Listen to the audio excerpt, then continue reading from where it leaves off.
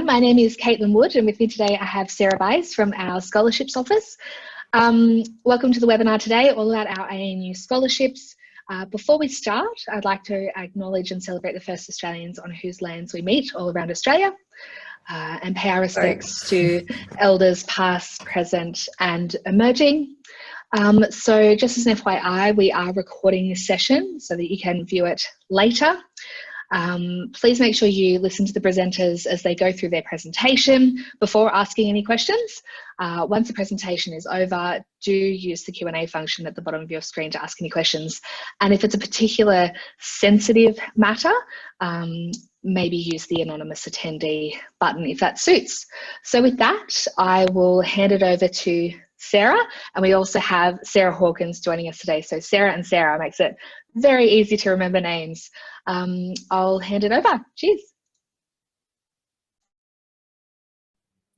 Thanks very much, Caitlin, for the introduction, and thank you everyone for joining us today to talk about ANU scholarships. As you can see, my name is Sarah Bays, and I'm with the ANU Coursework Scholarships office. So I'm just going to present to you today about how to apply. If we can go to the next slide, please. So this is a screenshot that may look familiar to some of you who've already done the application. Scholarships is the 6th step in the application process for admissions, scholarships, and accommodation at ANU. And it is very, very simple. It is a one-question stage. Simply, do you wish to apply for eligible scholarships? And you can pick yes or you can pick no. If you do pick no and you want to change your mind later, you can always log back into your application and make that change before the 25th of May when all of the ASA applications close. So no need to contact us. You can just log yourself back in and change yes to no or no to yes. So I just wanted to show how easy it is. Now, I'd like to talk a little bit more about the scholarship process. So here I've got a slide telling you about how we select scholarships and the recipients to those awards. So we've got two terms, one is eligibility and one is selection.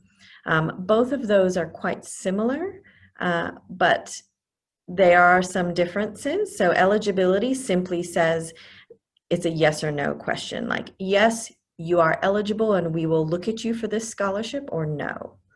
So for example, if it's a scholarship for women in engineering, you have to meet both of those criteria in order to be considered and in order to be eligible for that award.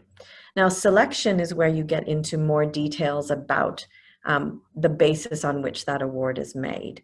So here's a list of some criteria that are used for either eligibility or selection or both. We've got academic merit. So in the early stages of your ASA application, that will be your ANU selection rank. We've also got a short list of some equity or access adjustment factors. We sometimes use the word equity, sometimes access. If you are familiar with UAC, you will be familiar with the phrase adjustment factors. So this might include things like financial hardship, or you either are schooled or live in a rural, regional, or remote area. Perhaps you are Indigenous. So those are some examples of some adjustment factors. There are some scholarships that are specifically for particular programs or for particular colleges. So that might also be an eligibility factor. And there's a very small number, I think the number might even be 1, that's related to being an elite athlete. So those are just some examples of eligibility and selection. I wanted to show you some examples of scholarships we have available at ANU. One of our big name scholarships is the Cambrie Indigenous Undergraduate Scholarship. This is quite a large scholarship. It does encompass more than just money. It is run by our colleagues over at the Jabal Indigenous Center, and the value is up to $30,000 per year.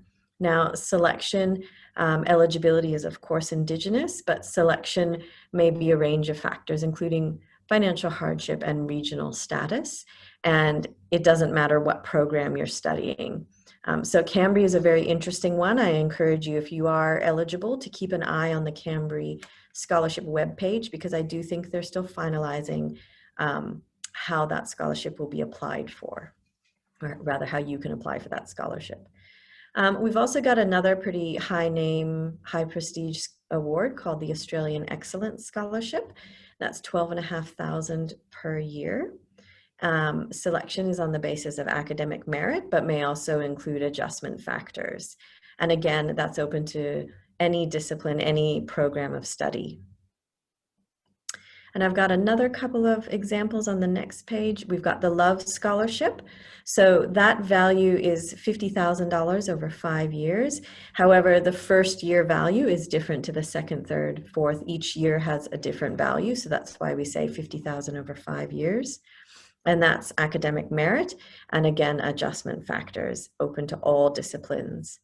And finally, we've got the ANU Changing Futures. So this is $8,000 a year and a range of adjustment factors. We've got quite a number of scholarships available through ASA. This is just a small number of them. We do have others that are more related to perhaps gender and underrepresented areas, or academic merit within a college or a program. So please look at the ANU Scholarships website for more information. And I wanted to talk a little bit about those offers that will be going out. So any scholarship offers that are made in August will be honored. There's only 2 conditions you really have to meet. One is that you do need to complete your year 12. You do need to get an ATAR.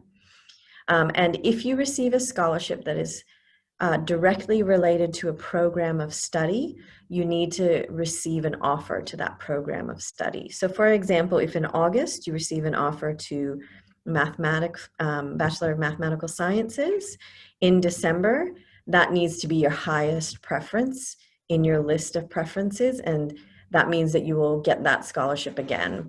Because if you smash your ATAR, you get a really good score and you actually get a higher preference that doesn't include mathematical sciences, it means you'll lose that scholarship because it is to support students in mathematical sciences. And just a final note about offers. We do a huge number of offers made in August, and we confirm those offers in December if you do accept your August offer. And there will be an additional number of scholarship offers made in December, because those ones are based on final ATARs. Our flagship scholarship, the National University Scholarship, that's one where you need to score a 99.9 final ATAR, and that's one of the ones that we release in December because we just can't release an offer any earlier. So that was my spiel about scholarships. Sarah, did you want to take on Tuckwell, or did you want me to present about that? Sure. So we do have some changes to the Tuckwell. The biggest first change is that our office, the Coursework Scholarships office, is taking over the application process for Tuckwell.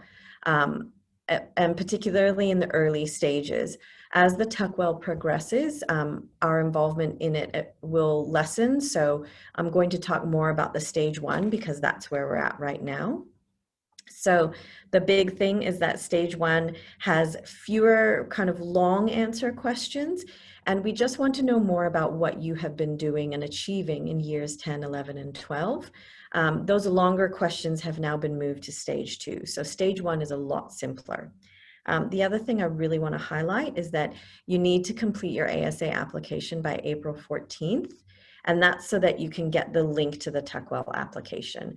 So the Tuckwell application actually closes earlier than the ASA application closing date. So you need to be very careful to make sure that that's finished. Your ASA application has been submitted by the 14th of April. You also must select a residence option, and that is not something that you can change later. So if you're interested in the Tuckwell, you do need to make sure that you're selecting on-campus accommodation. If you don't select on-campus accommodation, that's something that's really can't be changed. However, our on-campus community is really great. It's really inclusive. You're going to be right in the heart of the university, and you'll meet a lot of great people on campus. So it is a really great thing to be involved in. Now, stages 2 and 3, they do remain very similar.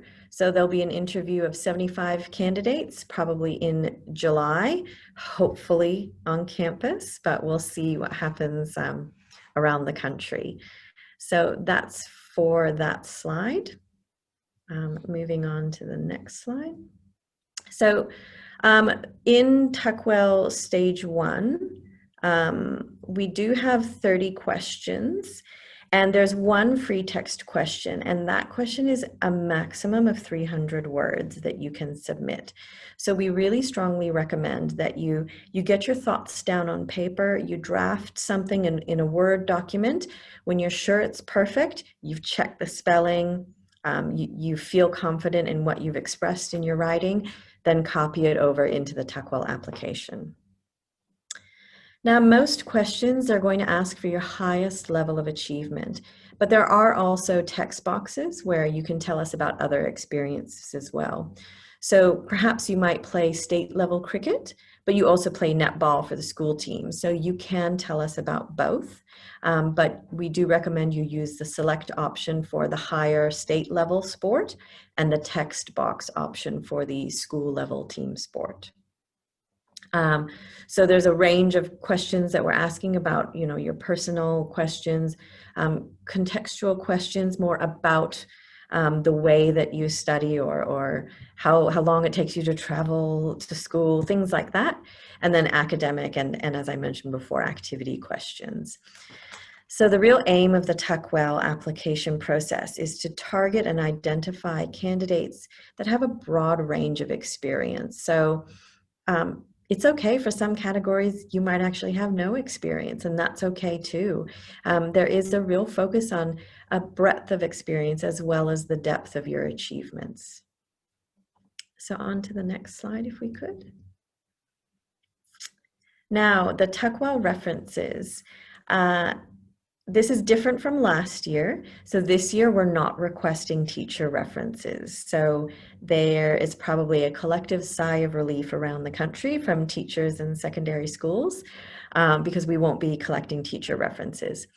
Head of year reference, that will be requested, but only for those who are long-listed in Stage 1. So that means not everybody will have to submit this.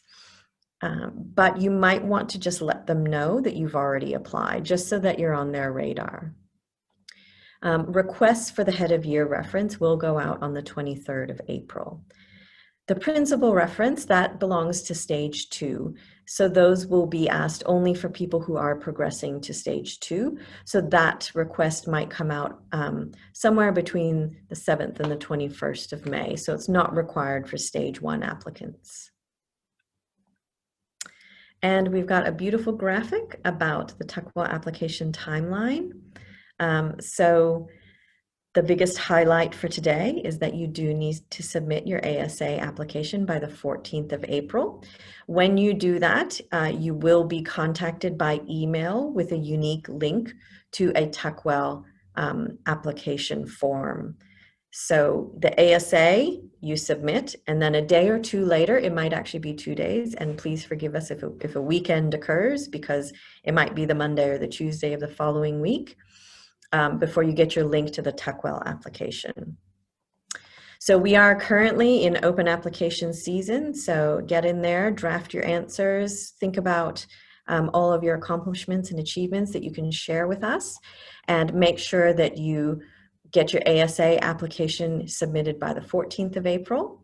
Tuckwell applications close a little bit later.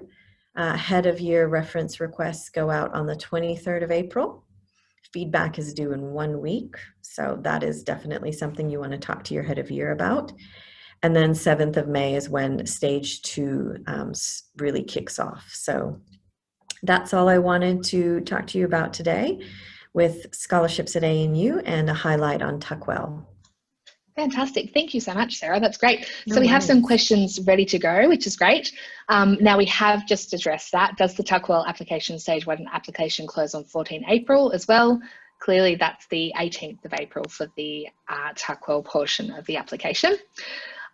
Second question, if we select off-campus accommodation, we aren't eligible for the, I'm assuming, the Tuckwell Scholarship, is that correct?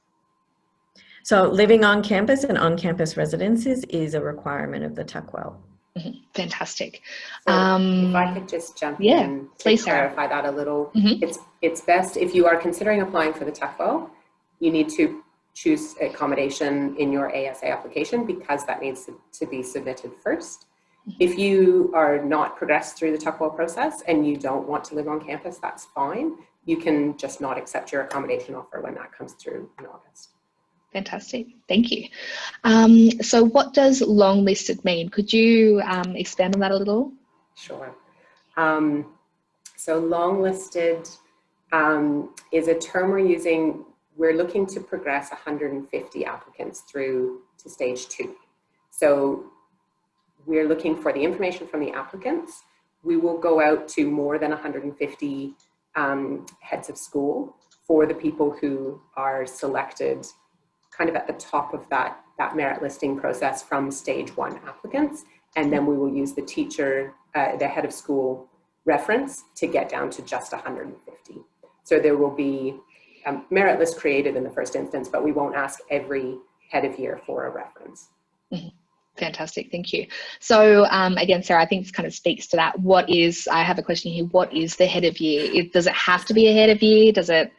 Could it be someone else? It needs to be someone at the school who has an understanding of the entire year 12 cohort. So there's different names for that. There might be a year coordinator. There might be I'm trying to think of some other terms that I have heard. There's a number of terms for that.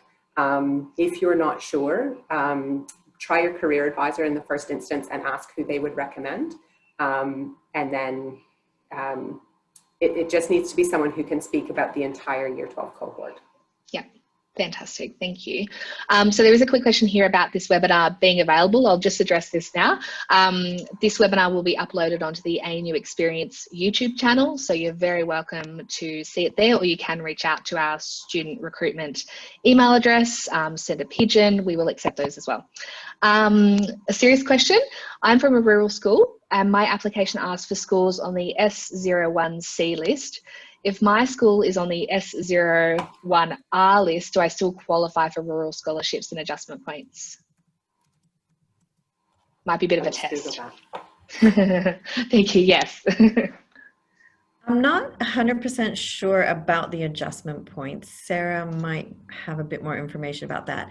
I am aware. Just going to find the link for our adjustment factor. Thank you. I am aware that we do differentiate between SO1C and SO1R, and I believe there's at least one scholarship that is very specific.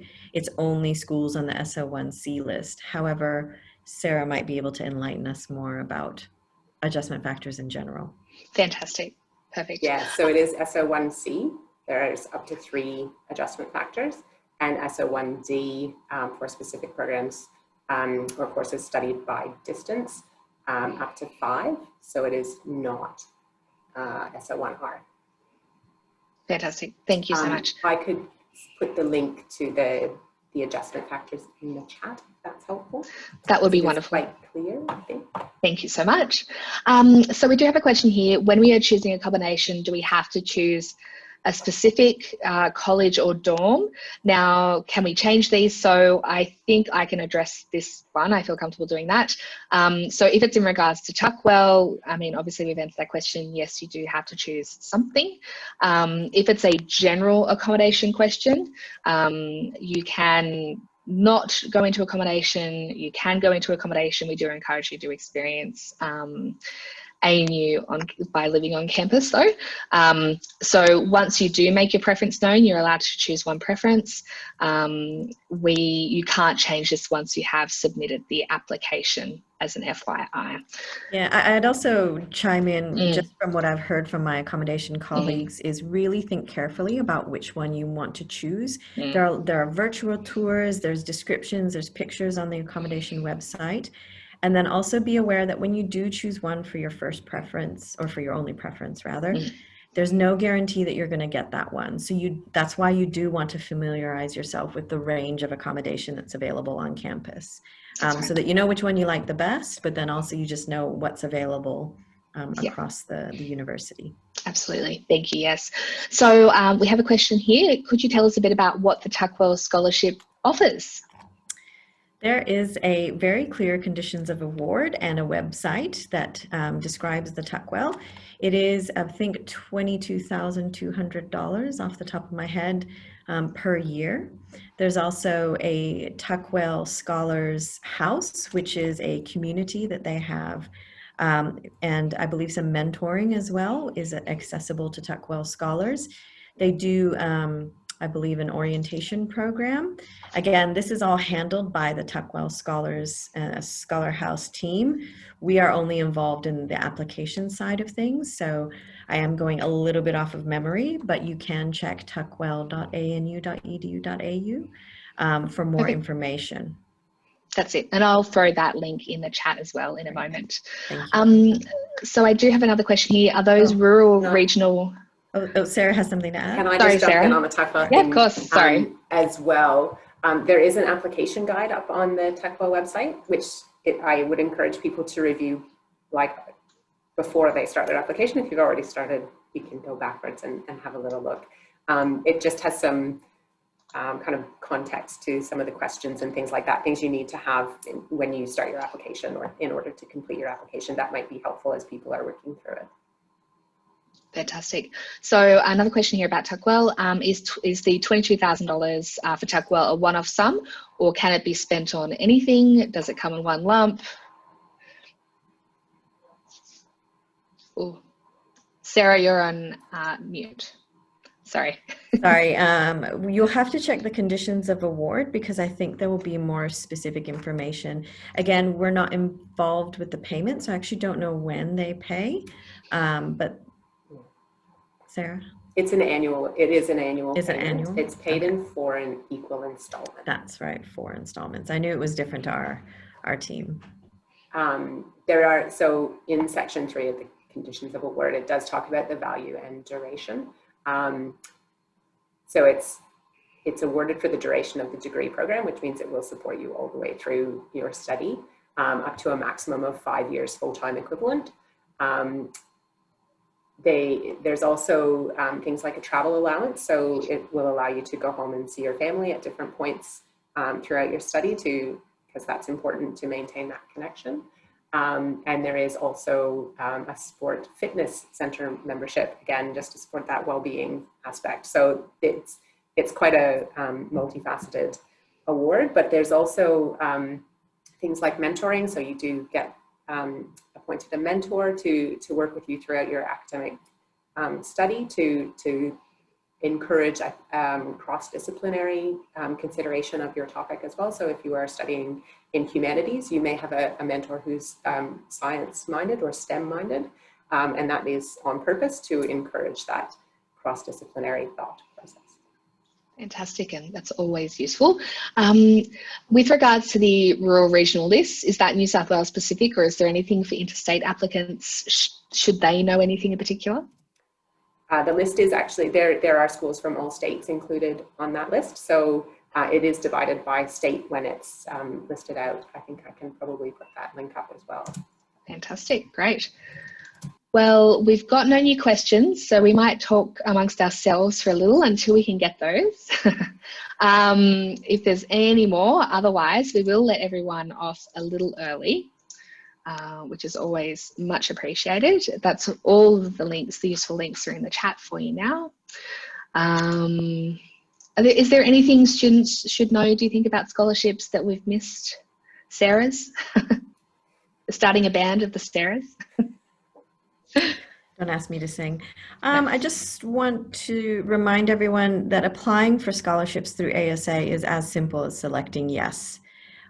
Through your application, we will get all the information that we need to figure out each merit list for each award and to figure out where your place is on that merit list if you are eligible to be considered for that award. So I really do encourage you to pick yes and to put yourself out there, even if you think you're not really scholarship material. I 100% bet you are. So it's about putting your hat in the ring and really putting yourself out there and saying, I do want to be considered for a scholarship. You know what? I am really the kind of person that ANU is going to want to come.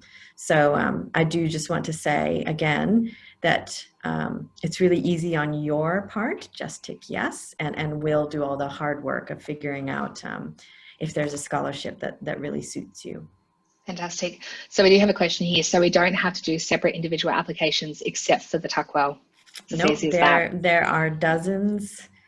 I don't know exactly how many dozens, but there are dozens of scholarships that are offered through ASA, and some of those scholarships do have more than one award available. So, for example, the Changing Futures, we've certainly had a couple of dozen of recipients last year.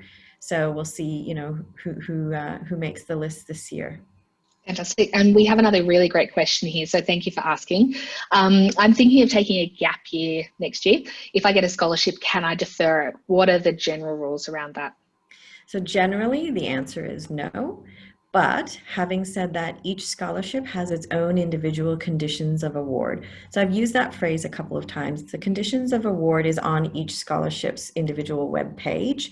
And it's a document, it's a legal document really, that outlines all the different aspects of the scholarship, essentially all the conditions of that award that you have to meet and that we have to meet, and how application and eligibility and selection happens.